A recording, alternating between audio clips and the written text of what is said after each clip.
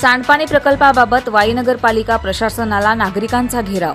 वाई नगरपालिकेच्या एसटीपी प्रकल्पाच्या समावेशासाठी महात्मा फुले नगर येथील नागरिकांच्या वतीने पालिकेच्या दालनासमोर ठिय्या मांडण्यात आला।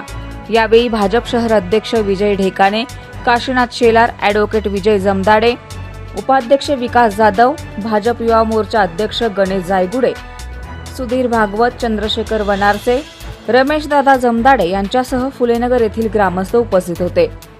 याबाबत भाजप कामगार मोर्चाचे जिल्हाध्यक्ष यांनी अधिक माहिती दिली आहे।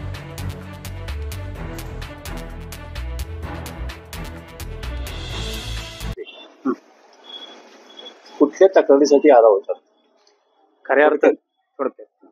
खऱ्या अर्थानं वाई नगर परिषदेच्या मार्फत जो एसटीपी म्हणजे सांडपाण्याचा प्रकल्प जो चालू केलेला आहे त्या प्रकल्पात काही त्रुटी होत्या आणि खऱ्या अर्थानं त्रुटी म्हणण्यापेक्षा आम्हाला असं जाणवतंय की फुलेनगर हा विभाग जो 35% लोकसंख्येचा विभाग असलेला, जो नगरपालिकेच्या हद्दीत येऊन सुद्धा त्यांना त्या एसटीपीच्या प्रकल्पात सामावून घेतलं गेलेलं नाही।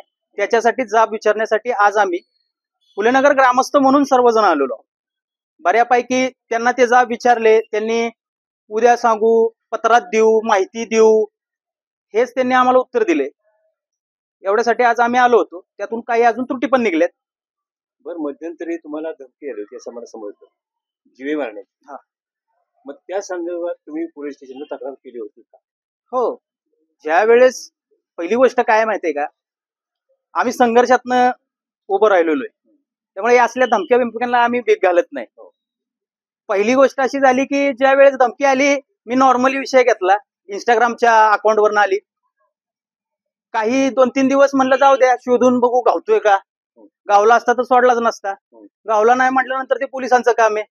पण सर्वांनी मिळून, भारतीय जनता पार्टी माझ्या सोबत आहे, त्यांनी सर्वांनी निवेदन देऊन तपास चालू आहे। आता ते सांगतात सायबरला तपास, गेले आता 8 दिवस झालं तपास चालू आहे, तर बघू आता काय सूक्ष्मोक्ष लागेल। आता तुमच्या तक्रारीवर कोणतीही प्रतिक्रिया तुम्हाला मिळाली नाही, अजून तर मिळाली किंवा त्यावर कोणतीही पोलीस प्रशासनाने ऍक्शन घेतलेली नाही असं मला म्हणायचं? 100% अजून तरी काय, याचा अर्थ अजूनही त्या धमकीचा तुमच्यावर परिणाम होऊ शकतो। आता हो पण म्हणता येईल आणि नाही पण म्हणता येईल। आता विषय कसा आहे, धमकी येणं, आता असे काम लोकांच्या चळवळीत आपण राहतो, आंदोलन करतो, या सगळ्या गोष्टी होणार, ते धमकी वगैरे स्वाभाविक आहे, पण त्या गोष्टीला आम्ही घाबरत नाही।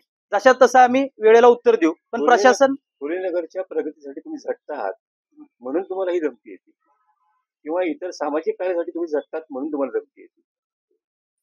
असू पण शकतं, नसू पण शकतं, ह्या जरतरचा विषय। तर याबद्दल तुम्हाला पुन्हा आता काय पोलीस प्रशासनाला काय सांगायचं? खरं म्हणजे पोलीस प्रशासनावर माझा विश्वास आहे आणि बहुतेक थोड्या दिवसात लवकरात लवकर ते शोधून काढतील असा माझा अंदाज पण आहे आणि विश्वास पण आहे। धन्यवाद।